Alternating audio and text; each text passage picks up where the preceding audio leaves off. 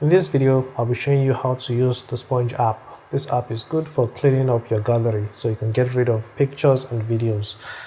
It's free, but if you want to clear videos as well, you have to get the premium. But for photos, it is completely free.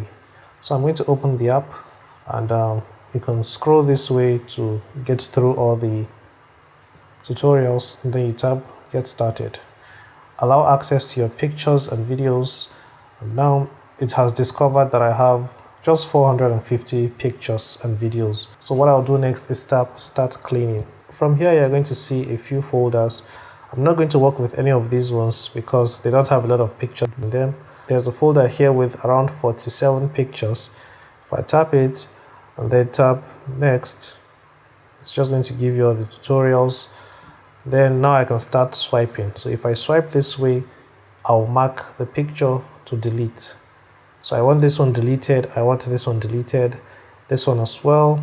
Just swipe left to delete. So this is a picture that I want to keep, so I'll swipe this way. This one, I don't know if I want to keep it, so I'll skip it. Okay, so this one I should delete, but let's say you accidentally swiped this way to keep. You can tap undo and it will bring it back so you can swipe the right way. So that's one I should delete. This one, I'm not really sure I want to keep it or not, but if you want to be sure of the picture, you can tap here so you can zoom in and out to be sure that, okay, this is the picture you want to work with.